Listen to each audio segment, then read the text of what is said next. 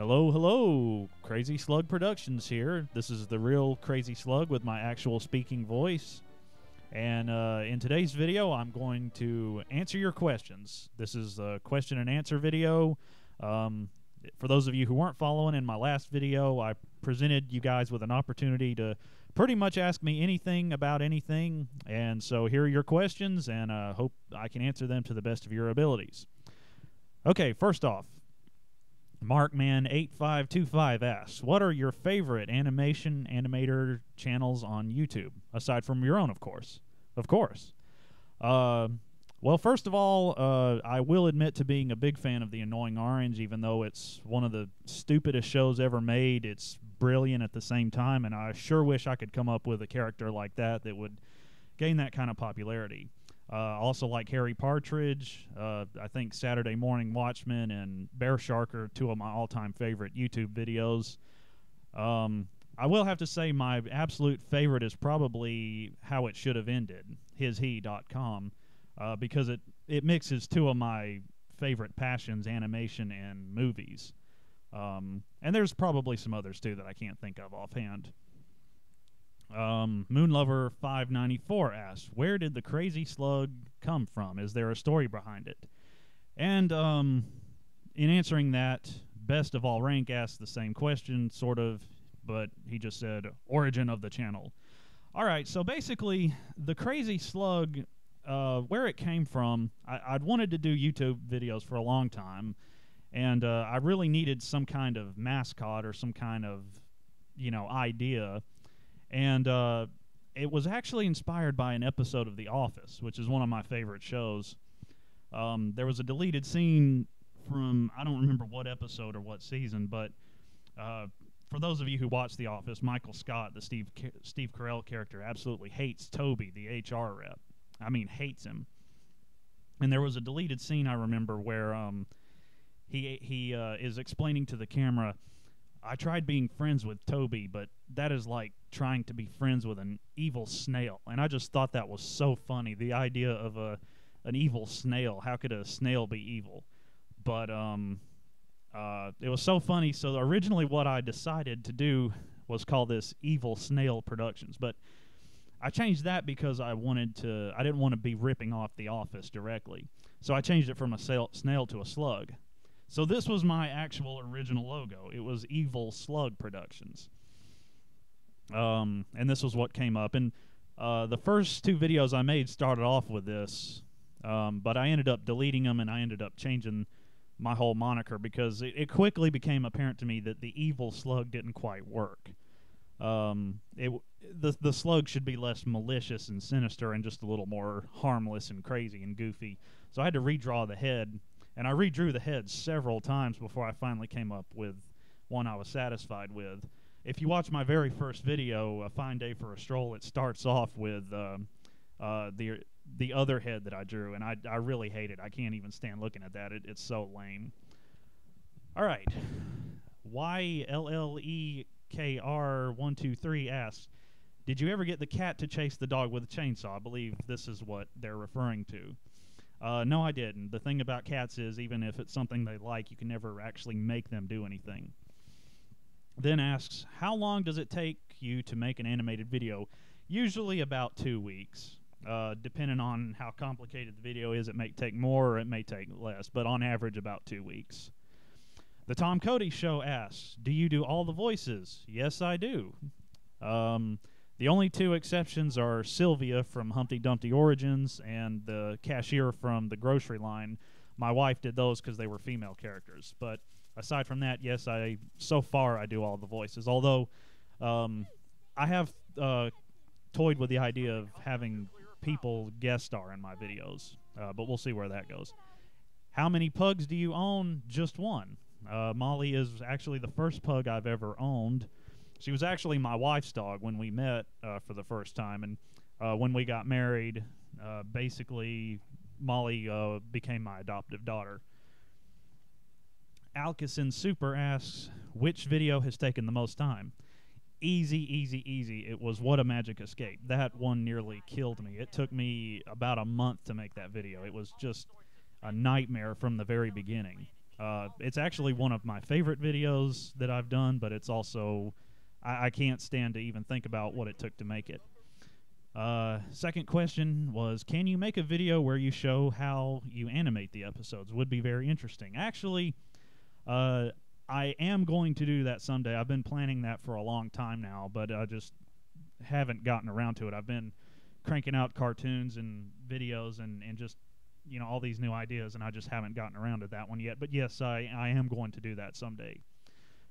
And the third question, can I come with script ideas? Would be awesome to see it being made to an animation. If you have a script idea, please feel free to send it to me. I can promise you I'll at least take a look at it. I can't guarantee that I'll actually make it. You would be surprised how many people message me asking me to make cartoons out of the ideas they have. And while I do appreciate the gesture, sometimes that can be overwhelming. I couldn't possibly do everyone's who's ever sent me something. The only one I ever actually did was the collaboration I did with a hard comedy. You know, like I said, I can promise you I'll at least take a look at it and let you know what I think. All right, Pasture Puffs, neat idea. Thank you. What do you think is your best video so far, and why? That's kind of a tough one. The most recent video that I did, where my animation and my artwork has improved dramatically, that I think is the best, was probably Daddy Deadfish. I think as far as just the concept, I mean, it was the perfect mixture of zaniness, satire, and best animation and best artwork. I mentioned What a Magic Escape earlier. That may be one of my favorite, just as far as the idea of it goes, because it gave me the freedom to just come up with so many crazy ideas. I'm very fascinated as a storyteller about the juxtaposition between childhood and adulthood, and I really like the idea of children's fantasies kind of being dashed when they reach the cold hard reality of adulthood. And that video was actually based on a real event of mine when I was a kid. I really thought all the characters from my favorite shows were inside the TV, and if I could figure out how to actually go inside the TV, I could have magical adventures with all my favorite characters from, you know, all those Nickelodeon cartoons. And cold hard reality set in when I found out that the TV does not actually have the people inside them. It's just a signal coming from somewhere. Gen X Futurist 101 asks, would you be interested in considering my channel as a musical background resource? Smiley face. This is a nice guy here. I encourage people to use the Creative Commons vids as an audience resource, as all my music vids are instrumental only and have a wide variety of feels. As I often advertise, my preferred source of music comes from Kevin MacLeod's site, incompetech.com. But I would be more than happy to take a look at your channel, and I'll have a look at some of your music, and I will keep it in mind. And at the very least, if I don't use any of yours, I'm giving you a little bit of an advertisement here. So, guys, I encourage you to check out Gen X Futurist 101's channel and have a listen to some of his music. Think about using it in some of your vids. Areophone, hope I'm pronouncing that right, says, I want to make a cartoon like you do. What kind of program you use? To make all of my animation and cartoons, I use a program called the GIMP. Now, I actually hand draw everything right now. I've thought about maybe trying to advance a little bit of how I create my characters, because hand-drawn animation takes up so much time. But the program I use, the GIMP, it stands for New Image Manipulation Program. Here's just a little screenshot of me working on a cartoon with the GIMP and sort of what it looks like. You can actually look up the GIMP. It's sort of like Photoshop, but it's free. It may not have as many features, but it works, and it works very good. And there are GIMP tutorials online. If you just search in YouTube, you can find some, and you know that'll teach you how to use it. But as I said before, one day I will make a video just you know, showing what process goes into making my videos. The Babble Beast asks, how'd you get such a cool red beard? I believe this is what she's referring to from my Batman impression video. Interestingly enough, my hair is not red, but for some reason when I grow a beard, it is red, and I have no idea why. My hair and my beard are two different colors. It's probably from my dad because when he was younger, about my age, he had a red beard as well. So that's the only thing I can really think of. All right, Jay Reto asks, how open are you to the idea of providing a voice for other animators in their work? Actually, I've never thought of it before, but I would love to do it. So if any animators ask me, I would be more than happy to contribute voice acting. I think that would be really cool and really fun. Mario and Luigi 15 asks, what gave you the idea to make videos on YouTube? Well, going a little more into the origin of my channel, I've always wanted to do videos on YouTube. I've wanted to do it for years. For years, I've been watching the Shagtards and Mr. Arturo Trejo and some others, that Tobuscus, and I really, really, really wanted to jump into the fray, and I do have a lifelong love of cartoons. But I've never had known how to do animation before. So my original videos, the idea was just drawing a comic strip and just having it set to video form where it just transitions from one panel to the next, and maybe adding music and sound effects and everything. And I guess on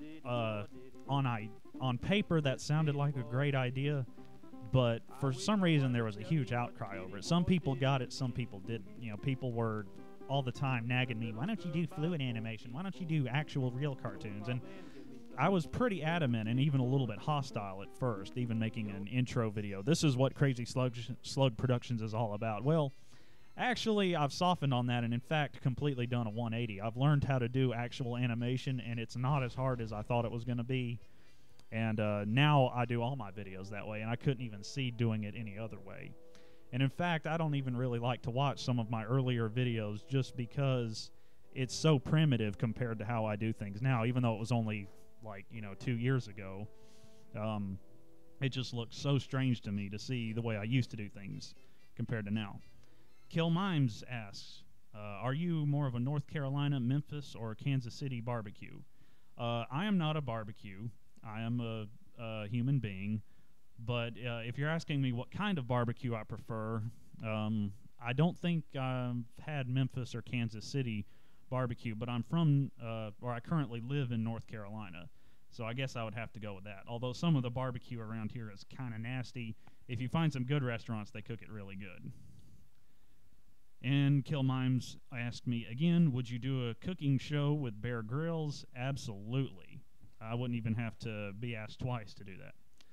All right, that's it. Thank you guys for watching so much. I hope I answered all of your questions as best as I could, and hopefully you learned a little bit more about me and my videos and how I do it and the inspiration that went into this channel. Love you guys very much. To all my 3,200 plus subscribers now, thank you so much for watching. Thank you for clicking on ads.